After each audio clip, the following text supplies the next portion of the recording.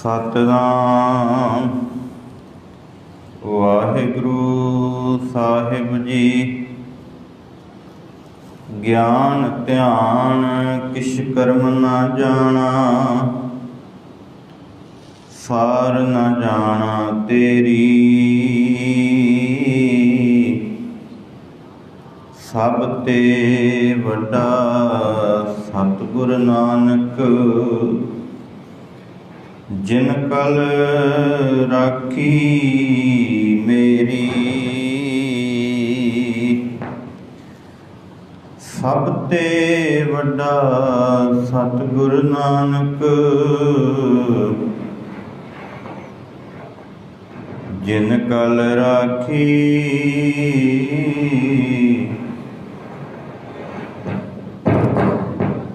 ਮੇਰੀ।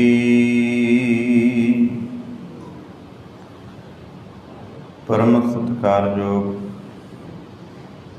ਚਵਰ ਛਤਰ ਤਖਤ ਦੇ ਮਾਲਕ ਧੰਨ ਸ੍ਰੀ ਗੁਰੂ ਗ੍ਰੰਥ ਸਾਹਿਬ ਸੱਚੇ ਪਾਤਸ਼ਾਹ ਜੀ ਦੀ ਪਾਵਨ ਗੋਦ ਅੰਦਰ ਸਭਾਏਮਾਨ ਗੁਰੂ ਰੂਪ ਗੁਰੂ ਕੀ ਸਾਜੀ ਨਵਾਜੀ ਸਾਧ ਸੰਗਤ ਜੀ, ਬੜੇ ਹੀ ਵਡਭਾਗੇ ਹਾਂ। ਗੁਰੂ ਸਾਹਿਬ ਨੇ ਰਹਿਮਤ ਕੀਤੀ ਹੈ ਰਸ ਬੰਨੇ ਇਲਾਹੀ ਸ਼ਬਦ ਕੀਰਤਨ ਸਰਵਣ ਕਰਕੇ ਆਪਣੀਆਂ ਮਨੋਬਿਰਤੀਆਂ ਨੂੰ ਇਕਾਗਰਚਿਤ ਕੀਤਾ ਹੈ। ਗੁਰੂ ਸਾਹਿਬ ਨੇ ਸੁਭਾਗ ਬਖਸ਼ਿਆ ਹੈ ਕੁਝ ਸਮਾਂ ਨਿਤਾ ਪ੍ਰਤੀ ਜੋ ਆਸਾ ਦੀ ਵਾਰ ਦੇ ਕਥਾ ਵਿਚਾਰ ਚੱਲ ਰਹੀ ਹੈ, ਉਹ ਵਿਚਾਰ ਕਰਨ ਦਾ ਸਮਾਂ ਬਖਸ਼ਿਸ਼ ਕੀਤਾ ਹੈ। ਗੁਰੂ ਸਾਹਿਬ ਦੇ ਕੋਲੋਂ ਆਗਿਆ ਲਈਏ, ਪਾਤਸ਼ਾਹ ਰਹਿਮਤ ਕਰਨੀ, ਆਪ ਵਿਚਾਰਾਂ ਕਰਵਾ ਕੇ ਆਪਣੀ ਵਡਿਆਈ ਆਪਣੇ ਸੇਵਕਾਂ ਪਾਸੋਂ ਆਪ ਕਰਵਾਉਣੀ। ਆਓ ਬੜੇ ਪਿਆਰ ਤੇ ਸਤਿਕਾਰ ਨਾਲ ਗੁਰਫਤਿਹ ਨਾਲ ਸਾਂਝ ਬਣਾਈਏ। ਗੱਜ ਕੇ ਆਖੋ ਵਾਹਿਗੁਰੂ ਜੀ ਕਾ ਖਾਲਸਾ, ਵਾਹਿਗੁਰੂ ਜੀ ਕੀ ਫਤਿਹ। ਅਸੀਂ ਕੱਲ੍ਹ ਜਿਹੜਾ ਸ਼ਲੋਕ ਸਰਵਣ ਕੀਤਾ ਸੀ, ਧੰਨ ਗੁਰੂ ਨਾਨਕ ਸਾਹਿਬ ਸੱਚੇ ਪਾਤਸ਼ਾਹ ਜੀ ਦੇ ਇਸ ਵਾਰ ਦੀ 20ਵੀਂ ਪੌੜੀ ਦੇ ਨਾਲ ਦਰਜ ਸੀ ਕਿ ਭਾਈ ਇਸ ਸੰਸਾਰ ਦੇ ਉੱਤੇ ਜਿਹੜਾ ਮਨੁੱਖ ਫਿੱਕਾ ਵਚਨ ਬੋਲਦਾ, ਜਿਹੜਾ ਫਿੱਕਾ ਤੋਲਦਾ, ਭਾਈ ਇਸ ਸੰਸਾਰ ਦੇ ਉੱਤੇ ਉਹਦਾ ਤਨ ਤੇ ਮਨ ਦੋਨੋਂ ਹੀ ਫਿੱਕੇ ਹੁੰਦੇ ਨੇ। ਰੁੱਖਾਪਣ ਬੋਲਣਾ ਜਿਹਦੇ ਵਿੱਚ ਕੋਈ ਵਜਨ ਨਾ ਹੋਵੇ, ਤੇ ਵਿਚਾਰ ਕੀਤੀ ਸੀ ਕਿ ਕਿਸ ਤਰ੍ਹਾਂ ਰੁੱਖਾ ਬੋਲਣ ਦੇ ਨਾਲ ਮਨੁੱਖ, ਫਿੱਕਾ ਬੋਲਣ ਦੇ ਨਾਲ ਮਨੁੱਖ ਇਸ ਧਰਤੀ ਦੇ ਉੱਤੇ ਆਪਣੇ ਤਨ ਤੇ ਮਨ ਦੋਨਾਂ ਨੂੰ ਫਿੱਕਾ ਬਣਾ ਲੈਂਦਾ ਹੈ। ਤੇ ਲੋਕ ਵੀ ਇਹ ਗੱਲ ਆਖਦੇ ਨੇ ਕਿ ਇਹ ਰੁੱਖਾ ਮਨੁੱਖ ਹੈ, ਇਹ ਫਿੱਕਾ ਮਨੁੱਖ ਹੈ, ਇਹ ਝੂਠਾ ਮਨੁੱਖ ਹੈ। ਅੱਜ ਜਿਹੜਾ ਸ਼ਲੋਕ ਹੈ, ਧੰਨ ਗੁਰੂ ਨਾਨਕ ਸਾਹਿਬ ਸੱਚੇ ਪਾਤਸ਼ਾਹ ਜੀ ਬਖਸ਼ਿਸ਼ ਕਰਦੇ ਨੇ ਕਿ ਇਸ ਧਰਤੀ ਦੇ ਉੱਤੇ ਇੱਕ ਤੇ ਫਿੱਕਾ ਬੋਲਣ ਵਾਲੇ ਨੇ, ਜਿਹੜਾ ਰੁੱਖਾ ਬੋਲਦੇ ਨੇ, ਇੱਕ ਝੂਠ ਬੋਲਦੇ ਨੇ। ਤੇ ਝੂਠ ਇੰਨੇ ਸਿਆਣਪ ਦੇ ਨਾਲ ਬੋਲਦੇ ਨੇ ਕਿ ਕਿਸੇ ਨੂੰ, ਵੇਖਣ ਵਾਲੇ ਨੂੰ ਇਹ ਪਤਾ ਨਹੀਂ ਚੱਲਦਾ ਕਿ ਇਹ ਝੂਠ ਬੋਲਦਾ ਕਿ ਸੱਚ ਬੋਲਦਾ। ਤੇ ਕਈ ਵਾਰ ਮਨੁੱਖ ਜਿਹੜਾ ਝੂਠ ਬੋਲਣ ਡਿਆ ਹੁੰਦਾ ਉਹਦਾ ਸੱਚ ਮੰਨ ਲੈਂਦਾ, ਤੇ ਝੂਠਾ ਮਨੁੱਖ ਸੱਚਾ ਹੋ ਜਾਂਦਾ। ਤੇ ਜਿਹੜਾ ਸੱਚਾ ਮਨੁੱਖ ਹੁੰਦਾ ਨਾ, ਉਹਨੂੰ ਫਿਰ ਅਸੀਂ ਆਖ ਦਿੰਦੇ ਹਾਂ ਕਿ ਇਹ ਝੂਠ ਬੋਲਦਾ। ਉਹਦੇ ਸੱਚ ਨੂੰ ਝੂਠ ਮੰਨ ਲੈਂਦੇ ਹਾਂ। ਤੇ ਬੜਾ ਕੜਵਾ ਸੱਚ ਹੈ। ਕਈ ਵਾਰ ਤੁਸੀਂ ਕਚਹਿਰੀਆਂ ਦੇ ਅੰਦਰ, ਕੋਰਟਾਂ ਦੇ ਅੰਦਰ ਜਾ ਕੇ ਤੱਕਿਆ ਹੋਵੇਗਾ, ਸੱਚੇ ਨੂੰ ਸਜ਼ਾ ਹੋ ਜਾਂਦੀ ਹੈ ਤੇ ਝੂਠੇ ਨੂੰ इस संसार के उत्ते छुट्टी मिल जाती है, ਉਹਦਾ ਛੁਟਕਾਰਾ ਹੋ ਜਾਂਦਾ। ਗੁਰੂ ਸਾਹਿਬ ਕਹਿੰਦੇ ਨੇ ਕਿ ਭਾਈ ਜੀ ਐਸਾ ਸਿਆਣਾ ਨਾ ਕਿ ਝੂਠਾ ਕੌਣ ਤੇ ਸੱਚਾ ਕੌਣ, ਫਿਰ ਆਓ ਮੈਂ ਤੁਹਾਨੂੰ ਦੱਸਦਾ। ਗੁਰੂ ਸਾਹਿਬ ਕਹਿੰਦੇ ਨੇ ਮਹੱਲਾ ਪਹਿਲਾ, ਅੰਦਰੋਂ ਝੂਠੇ, ਜਿਹੜੇ ਅੰਦਰੋਂ ਝੂਠੇ ਆ ਨਾ ਉਹ ਕਿੱਦਾਂ ਸਿਆਣੇ ਜਾਂਦੇ ਆ। ਪੈਜ ਬਾਹਰ ਕਹਿੰਦੇ ਫਿਰ ਜਿਹੜਾ ਉਹਨਾਂ ਦਾ ਪਹਿਰਾਵਾ ਨਾ, ਉਹਨਾਂ ਦੀ ਜਿਹੜੀ ਸਿਆਣਪ ਹੈ ਜਾਂ ਉਹਨਾਂ ਦਾ ਜਿਹੜਾ ਪਹਿਰਾਵਾ ਵਾ ਉਹਨਾਂ ਵੱਲ ਤੱਕੀਏ ਨਾ ਤੇ ਉਹ ਬੜਾ ਸੁੰਦਰ ਲੱਗਦਾ। ਅੰਦਰੋਂ ਝੂਠੇ ਜਿਹੜੇ ਆ ਨਾ, ਹੁਣ ਤੁਸੀਂ ਤੱਕਦੇ ਹੀ ਸੰਸਾਰ ਦੇ ਅੰਦਰ ਕੁਫਰ ਤੋਲਣ ਵਾਲੇ, ਝੂਠ ਬੋਲਣ ਵਾਲੇ, ਮੈਂ ਸਾਰੇ ਨਹੀਂ ਆਖਦਾ, ਪਰ ਬਹੁਤਾਤ ਰੂਪ ਵਿੱਚ ਜਿਹੜੇ ਝੂਠ ਬੋਲ ਬੋਲ ਕੇ ਧਨ ਇਕੱਤਰ ਕਰਦੇ ਨੇ, ਸ਼ੌਹਰਤ ਇਕੱਤਰ ਕਰਦੇ ਨੇ, ਉਹ ਸੰਸਾਰ ਦੇ ਉੱਤੇ ਮਖਮਲੀ ਜੋੜੇ ਪਹਿਨਦੇ ਨੇ। ਉਹਨਾਂ ਦੇ ਤਨ ਉੱਤੇ ਸੁਹੱਪਣ ਹੈ। ਲੋਕ ਆਖਦੇ ਨੇ, ਅਸੀਂ ਕਈ ਵਾਰ ਸਰਵਣ ਕੀਤਾ ਹੋਵੇਗਾ ਆਪਣੇ ਕੰਨਾਂ ਦੇ ਨਾਲ, ਵੀ ਜਿਹਦੀ ਕੋਠੀ 'ਚ ਦਾਣੇ ਉਹਦੇ ਕਮਲੇ, ਆਖਦੇ ਆ ਨਾ ਕਿ ਉਹਦੇ ਕਮਲੇ ਵੀ ਸਿਆਣੇ। ਫਿਰ ਉਹਦਾ ਕਮਲਾ ਵੀ ਕੋਈ ਸਲਾਹ ਦੇ ਦੇਵੇ ਤੇ ਅਸੀਂ ਮੰਨ ਲੈਂਦੇ ਹਾਂ, ਕਿਉਂਕਿ ਉਹਦੇ ਘਰ ਵਿੱਚ ਦਾਣੇ ਨੇ, ਭਾਵ ਉਹਦੇ ਘਰ ਵਿੱਚ ਧਨ ਹੈ। ਤੇ ਧਨ ਵਾਲੇ ਮਨੁੱਖ ਨੂੰ ਕੋਈ ਇਹ ਨਹੀਂ ਕਹਿ ਸਕਦਾ ਕਿ ਭਾਈ ਤੇਰਾ ਪੁੱਤਰ ਜਿਹੜਾ ਜਾਂ ਤੇਰੀ ਔਲਾਦ ਜਿਹੜੀ ਹੈ ਇਹ ਝੂਠ ਬੋਲਦੀ ਹੈ, ਕਿਉਂਕਿ ਤਾਕਤ ਨਹੀਂ ਹੈ, ਸਮਰੱਥਾ ਨਹੀਂ ਹੈ। ਸਮਰੱਥਾ ਕੇਵਲ ਇੱਕ ਮਨੁੱਖ ਵਿੱਚ ਹੈ। ਉਹ ਅੱਗੇ ਜਾ ਕੇ ਗੁਰੂ ਸਾਹਿਬ ਨੇ ਉਸ ਮਨੁੱਖ ਬਾਰੇ ਵੀ ਜ਼ਿਕਰ ਕੀਤਾ ਕਿ ਜਿਹੜਾ ਆਪਾਂ ਆਪਣੀਆਂ ਮਨੋਬਿਰਤੀਆਂ ਨੂੰ ਇਕਾਗਰ ਕਰਕੇ ਸਰਵਣ ਕਰਨਾ। ਵੀ ਜਿਹੜੀ ਗੱਲ ਹੁਣ ਕਰ ਰਹੇ ਹਾਂ ਨਾ, ਕਿ ਜਿਹੜਾ ਮਨੁੱਖ ਅੰਦਰੋਂ ਝੂਠੇ, ਜਿਹੜੇ ਅੰਦਰੋਂ ਝੂਠੇ ਆ ਨਾ, ਪੈਜ ਬਾਹਰ, ਜੇ ਬਾਹਰ ਵੱਲ ਤੱਕੀਏ, ਜਦੋਂ ਬਾਹਰ ਘੁੰਮਦੇ ਨੇ ਉਹਨਾਂ ਦਾ ਜਿਹੜਾ ਪਹਿਰਾਵਾ, ਪੈਜ ਜਿਹੜੀ ਆ ਉਹਨਾਂ ਦੀ ਇੱਜ਼ਤ ਜਿਹੜੀ ਆ ਨਾ, ਉਹ ਉਹਦੇ ਪਹਿਰਾਵੇ ਕਰਕੇ ਬਣੀ ਹੋਈ ਹੈ। ਤੇ ਹੁਣ ਇਸ ਸੰਸਾਰ ਦੇ ਉੱਤੇ ਕੋਈ ਉਂਗਲ ਨਹੀਂ ਚੁੱਕਦਾ, ਉਹਦਾ ਝੂਠ ਵੀ ਸੱਚਾ ਬਣ ਜਾਂਦਾ। ਪਰ ਗੁਰੂ ਸਾਹਿਬ ਕਹਿੰਦੇ ਨੇ ਫਿਰ ਕੀ ਹੋ ਗਿਆ, ਸੰਸਾਰ ਦੇ ਅੱਗੇ ਜਿਹੜੇ ਮਨੁੱਖ ਨੇ ਉਹਨਾਂ ਦੀਆਂ ਅੱਖਾਂ ਦੇ ਉੱਤੇ ਅਗਿਆਨਤਾ ਦੀ ਪੱਟੀ ਹੈ ਨਾ, ਫਿਰ ਕੀ ਹੋ ਗਿਆ ਸੰਸਾਰ ਦੇ ਵਿੱਚ, ਤੇ ਉਹਨੇ ਇਹ ਦਿਖਾ ਦਿੱਤਾ ਕਿ ਮੇਰੀ ਗੱਲ ਸੱਚੀ ਹੈ।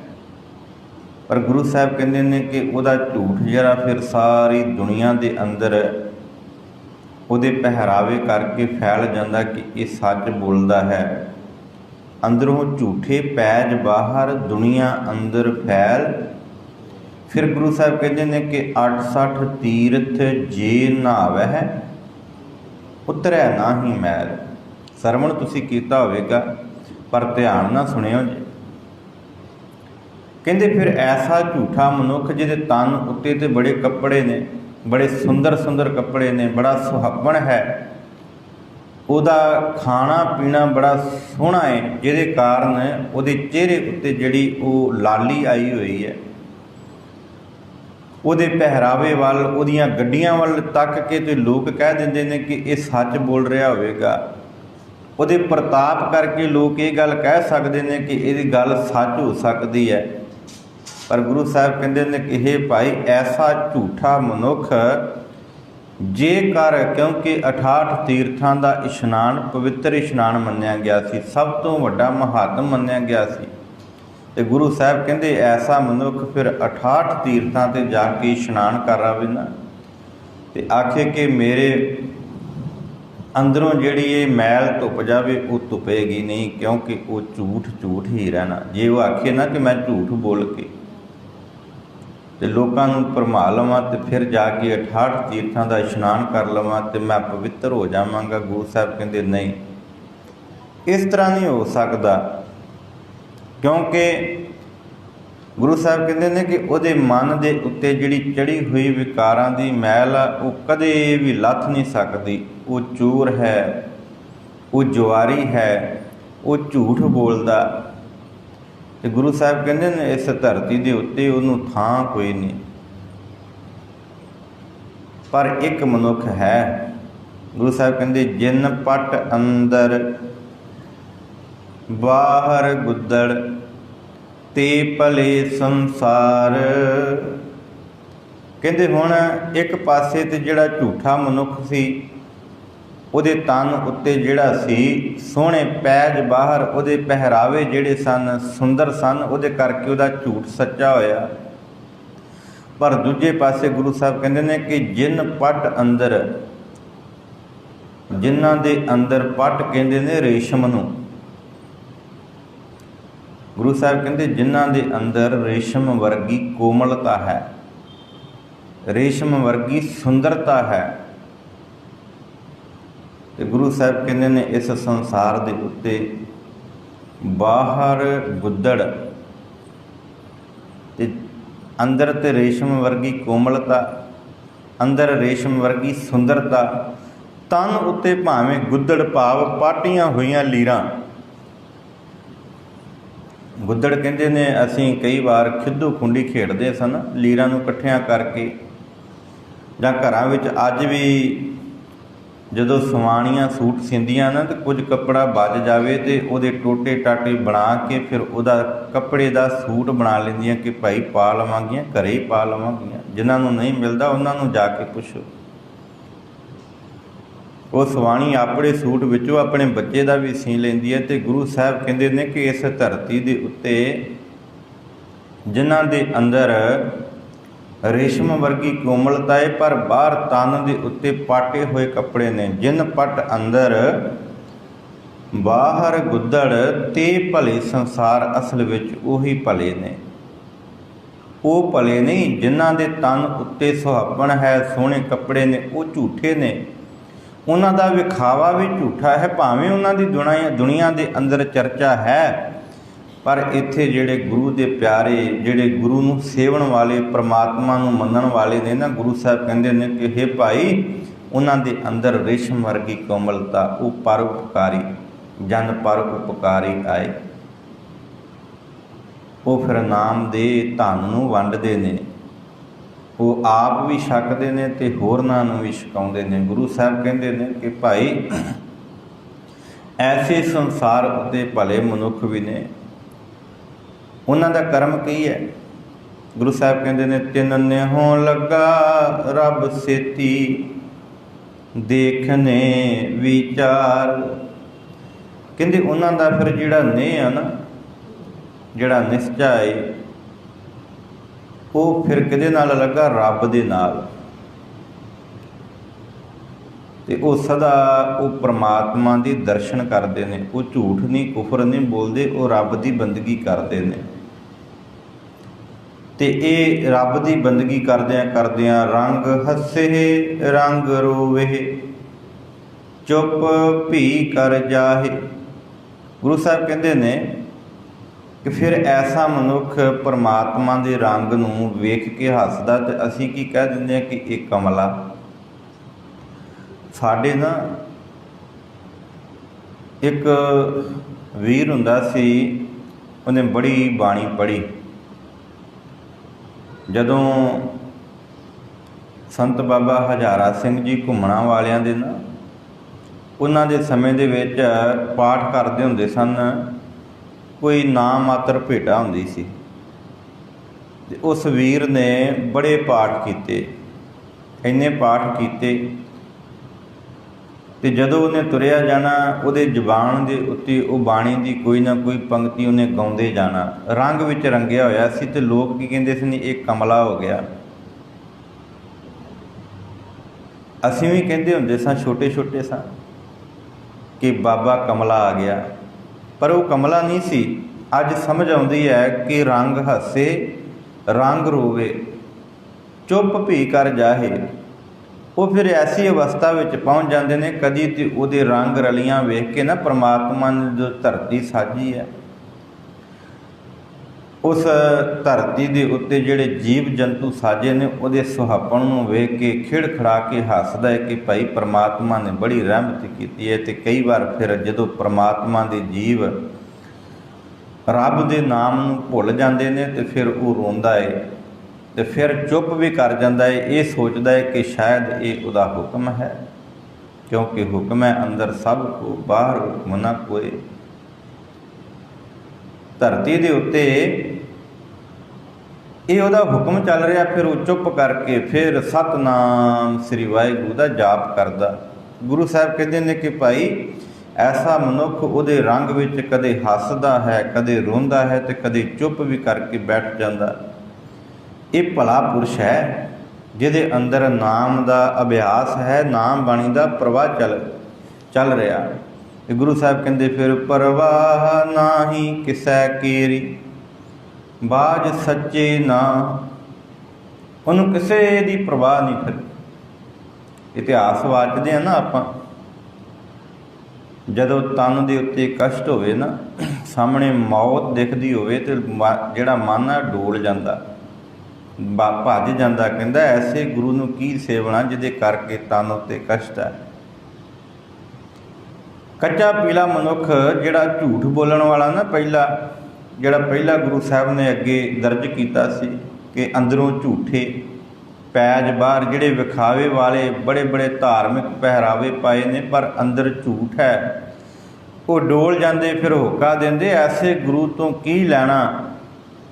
ਉਹ ਫਿਰ ਕਿਲੇ ਦੀ ਦੀਵਾਰ ਤੋਂ ਛਾਲ ਮਾਰ ਕੇ ਭੱਜ ਜਾਂਦੇ, ਕਹਿੰਦੇ ਐਸੇ ਗੁਰੂ ਤੋਂ ਕੀ ਲੈਣਾ ਵੀ ਮਰਵਾ ਦੇਣ ਲੱਗਾ, ਮੈਂ ਹਾਥੀ ਨਾਲ ਮੁਕਾਬਲਾ ਕਰ ਸਕਦਾ। ਤੇ ਗੁਰੂ ਸਾਹਿਬ ਕਹਿੰਦੇ ਨੇ ਕਿ ਭਾਈ ਨਹੀਂ, ਤੇਰੀ ਨਿਸ਼ਚਾ ਨਹੀਂ ਬਣੀ, ਤੇਰਾ ਵਿਸ਼ਵਾਸ ਨਹੀਂ, ਤੇਰੇ ਅੰਦਰ ਕੁਫਰ ਸੀ, ਝੂਠ ਸੀ। ਤੂੰ ਕੇਵਲ ਗੁਰੂ ਘਰ ਦੇ ਵਿੱਚ ਪ੍ਰਸ਼ਾਦੇ ਛਕਣ ਵਾਸਤੇ ਬੈਠਾ ਸੀ, ਆਪਣੀ ਉਸਤਤ ਕਰਾਉਣ ਵਾਸਤੇ। ਲੋਕ ਆਖਦੇ ਸਨ ਕਿ ਗੁਰੂ ਦਾ ਦੁਨੀ ਚੰਦ, ਐਡਾ ਤਗੜਾ ਸਰੀਰ, ਉਹਦੀ ਉਸਤਤ ਕਰਦੇ ਸੰਗਤਾਂ ਥੱਕਦੀਆਂ ਨਹੀਂ ਸਨ, ਪਰ ਛਾਲ ਮਾਰ ਕੇ ਭੱਜ ਗਿਆ। ਤੇ ਜਿਹਦੇ ਅੰਦਰ ਵਿਸ਼ਵਾਸ ਸੀ, ਸ਼ਰਧਾ ਸੀ, ਜਿਹਦੇ ਅੰਦਰ ਰੇਸ਼ਮ ਸੀ, ਭਾਵ ਕੋਮਲਤਾ ਸੀ, ਪ੍ਰਭੂ ਦਾ ਨਾਮ ਸੀ, ਉਹ ਫਿਰ ਗੁਰੂ ਸਾਹਮਣੇ ਖੜਾ ਹੋ ਕੇ ਆਖਣ ਲੱਗਾ, ਪਾਤਸ਼ਾਹ ਮੇਰੇ ਸਰੀਰ ਵਿੱਚ ਇੰਨਾ ਬਲ ਨਹੀਂ, ਤਾਕਤ ਨਹੀਂ ਕਿ ਮੈਂ ਹਾਥੀ ਦਾ ਮੁਕਾਬਲਾ ਕਰ ਲਵਾਂ। ਫਿਰ ਭਾਈ ਬਚਿੱਤਰ ਸਿੰਘ ਜੀ ਦੱਸੋ ਫਿਰ। ਕਹਿੰਦੇ ਪਰ ਇੱਕ ਹੈ, ਜੇ ਤੇਰੀ ਰਹਿਮਤ ਹੋ ਜਾਵੇ ਨਾ, ਇੱਕ ਹਾਥੀ ਕੀ ਮੈਂ ਹਜ਼ਾਰਾਂ ਹਾਥੀਆਂ ਨੂੰ, ਇਹ ਇੱਕ ਹਾਥੀ ਨਹੀਂ ਜਿਹੜਾ ਮਸਤਿਆ ਹੋਇਆ ਆ, ਮੈਂ ਤੇ ਹਜ਼ਾਰਾਂ ਹਾਥੀਆਂ ਨੂੰ ਇਸ ਧਰਤੀ ਦੇ ਉੱਤੇ ਪਟਕ ਪਟਕ ਕੇ ਮਾਰ ਦੇਵਾਂ, ਮੈਂ ਤੇ ਹਜ਼ਾਰਾਂ ਹਾਥੀਆਂ ਨੂੰ ਅਸਮਾਨ ਵੱਲ ਸੁੱਟ ਦੇਵਾਂ।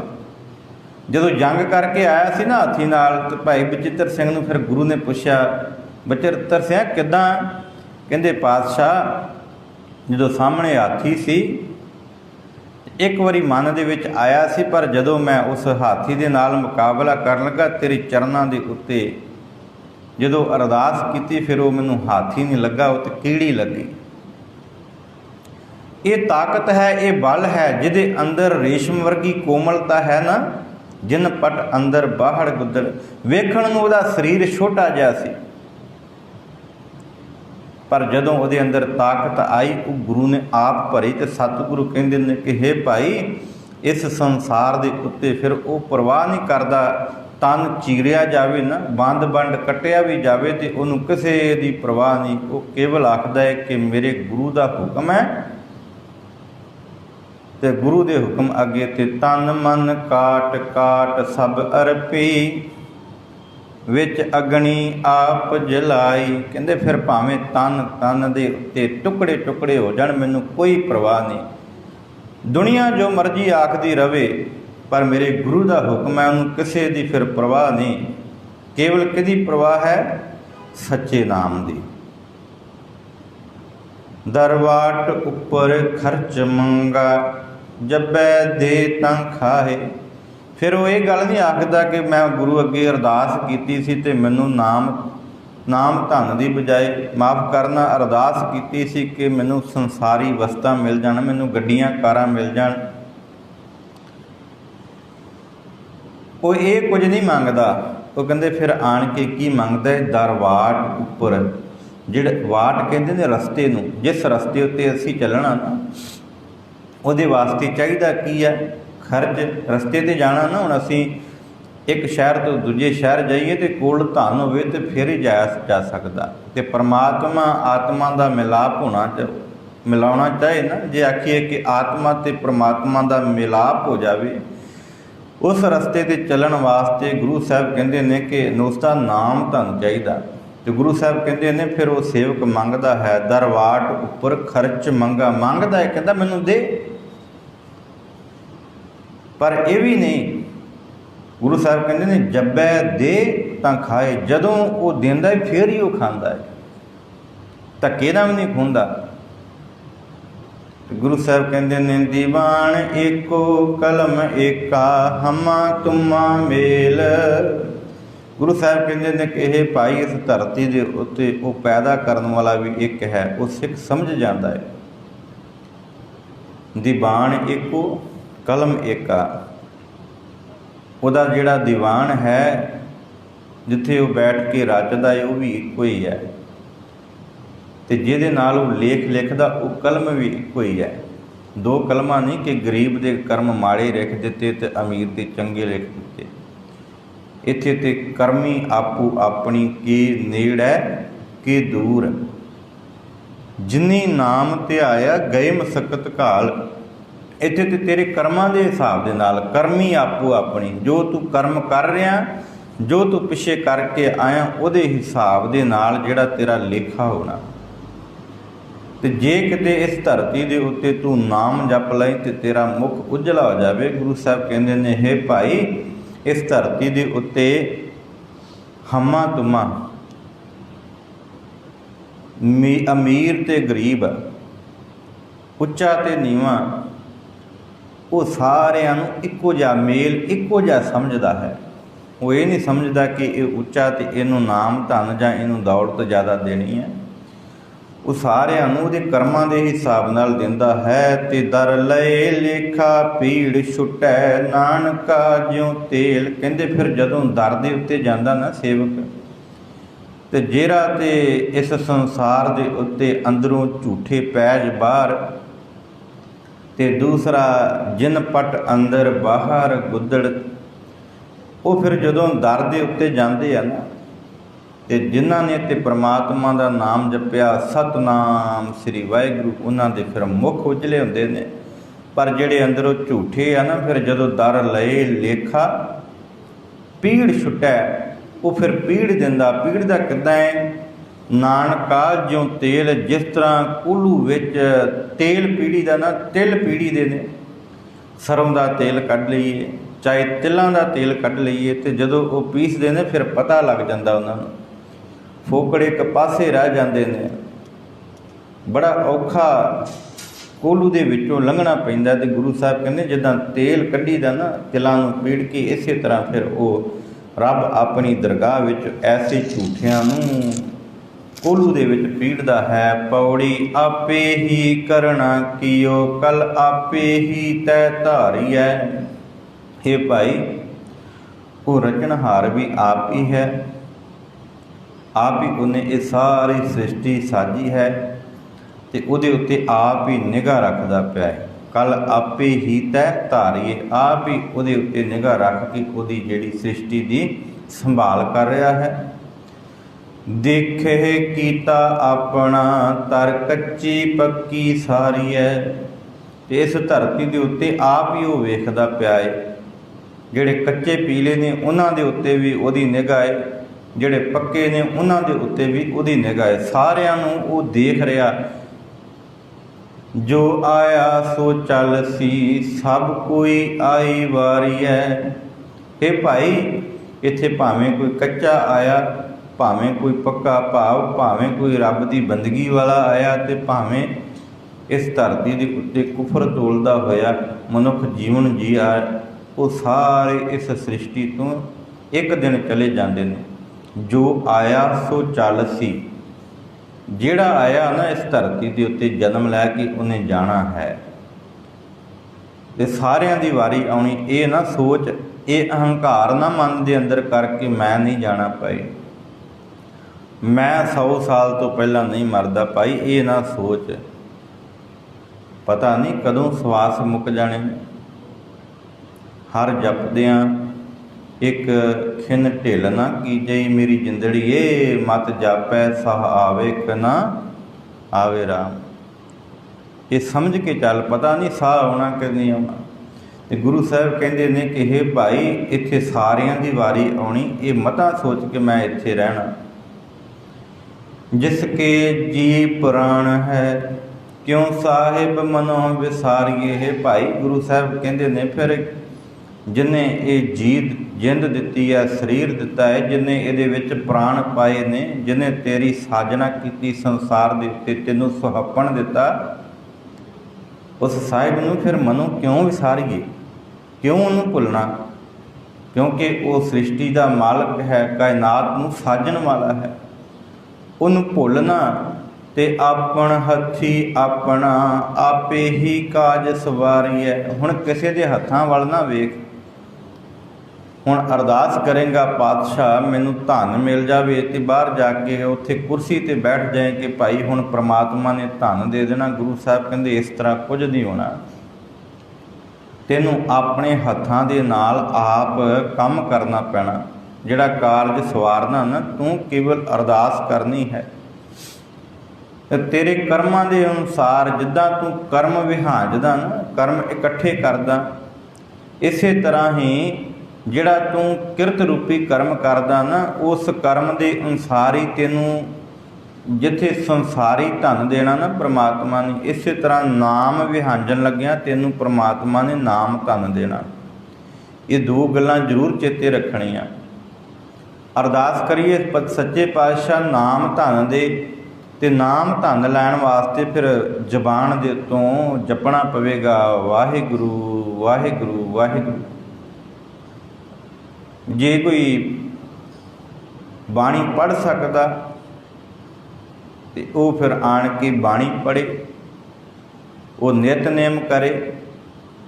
ते जे अरदास कीती है सच्चे पातशाह मेरा कारोबार चंगा होवे, ते अरदास करन तो बाद फिर जिहड़ा कारोबार शुरू कीता उन्हों बड़े सच्चे मन दे नाल दसां नौवां दी किरत रूपी सच्चाई दे नाल उस कर्म नूं कर। फिर वो नाम धन दे नाल नाल तैनूं संसारी धन भी दे के इस संसार दे उत्ते नवाजदा है। ऐसी गल नहीं वो तेरी अरदास कबूल नहीं करदा, उहदे विच साडा कोई ना कोई किसी ना किसी पासों ढिल हुंदी है। ते गुरु साहब कहते हैं कि हे भाई इस संसार दे उत्ते आण के जिन्हें जी प्राण दिते उन्होंने विसारना, ते अपना हथी अपना अपने हत्थां दे नाल आपे ही काज सवारीए। आप ही अपना कारज जिहड़ा उन्होंने सवारना है। जे तू चल के ना आवें तो कित्थे बंदगी करेंगा, गुरु के दर्शन हो जाणगे। चल के आवेंगा जिन्हें हिम्मत की उद्यम किया। गुरु साहब तो कहते हैं ना, उद्यम करेंदियां जियो तू कमावदियां सुख पुंच, ध्याएंदियां तू प्रभु मिल नानक उतरी चिंत। सारियां चिंतावां फिर खत्म हो जाणगियां। गुरु साहब रहमत करन साडे मनां दे अंदर अज दी ये विचार पा देन कि भाई जिहड़ा झूठ बोलदा कुफर तोलदा ना, वो संसार दे उत्ते जग जार एक दिन हो ही जांदा। ते जिहड़ा अंदरों नाम जपदा उन्हों अपने तन के सुहप्पण दे नाल नहीं, ये भी नहीं कि नहाउणा बंद कर देना भाई, इशनान करना बंद कर देना, पाटे कपड़े पा लेने विखावे के रूप में। विखावा नहीं, गुरु साहब कहते हैं कि भाई वो फिर उहदे अंदर रेशम वर्गी कोमलता होवे प्रभु के नाम जपदियां, तो फिर संसार के उत्ते वो अपनी शोभा नहीं, वो रब की शोभा करे, अपनी शोभा कराउण दा यतन ना कराए। तो गुरु साहब कहते हैं ऐसा मनुख फिर उन्होंने प्रवान हुंदा है। तो उस मनुख नूं सचेत किया कि भाई जदों तू संसार विच नाम विहांजेगा तो अपना कर्म ये ना कहीं कि मैं तेरा नाम जपदा तो तू मेरा काम कर दे। भाई नहीं, नाम जपदियां होयां वाहिगुरू वाहिगुरू करदियां होयां अपनी किरत भी करनी है। अपन हथी अपना आपे ही काज सवारीए। आप ही अपने सारे कारज सवारने ने। वो गुरु रहमत करेगा, बख्शिश करेगा, तो इस संसार के उत्ते अपने सेवक नूं नाम धन दे के नवाजेगा, अपने सेवक नूं संसारी धन दे के नवाजेगा। ਐਸੀਆਂ ਬਖਸ਼ਿਸ਼ਾਂ ਗੁਰੂ ਸਾਹਿਬ ਧੰਨ ਗੁਰੂ ਨਾਨਕ ਪਾਤਸ਼ਾਹ ਜੀ ਅੱਜ ਦੀ ਇਸ ਪਾਵਨ ਸ਼ਲੋਕ ਤੇ ਪੌੜੀ ਅੰਦਰ ਕਰਦੇ ਹਨ। ਗੁਰੂ ਸਾਹਿਬ ਰਹਿਮਤ ਕਰਨ ਸਾਨੂੰ ਸਾਰਿਆਂ ਨੂੰ ਆਪਣੇ ਨਾਮ ਧਨ ਦੇ ਕੇ ਨਿਵਾਜਣ, ਸਾਡੇ ਅੰਦਰ ਵੀ ਰੇਸ਼ਮ ਵਰਗੀ ਕੋਮਲਤਾ ਆ ਜਾਵੇ। ਅਸੀਂ ਅਹੰਕਾਰ ਵਸ ਹੋ ਕੇ ਨਾ ਨਾਮ ਜਪੀਏ, ਅਸੀਂ ਜਪੀਏ ਕਿ ਸਾਡੇ ਅੰਦਰ ਵੀ ਨਿਮਰਤਾ ਆ ਜਾਵੇ। ਸੋ ਇਹਦੀਆਂ ਕੋਈ ਬੇਨਤੀਆਂ ਪ੍ਰਵਾਨ ਕਰਨੀਆਂ। ਗੁਰੂ ਸਾਹਿਬ ਬਖਸ਼ਿਸ਼ ਕਰਨ, ਸਾਨੂੰ ਸਮਤ ਬਖਸ਼ਣ, ਹੋਈਆਂ ਭੁੱਲਾਂ ਦੀ ਖਿਮਾ, ਅੰਤ ਫਤਿਹ ਬੁਲਾਈਏ ਗੱਜ ਕੇ ਆਖੋ ਵਾਹਿਗੁਰੂ ਜੀ ਕਾ ਖਾਲਸਾ ਵਾਹਿਗੁਰੂ ਜੀ ਕੀ ਫਤਿਹ। ਸਤਿਨਾਮ ਵਾਹਿਗੁਰੂ।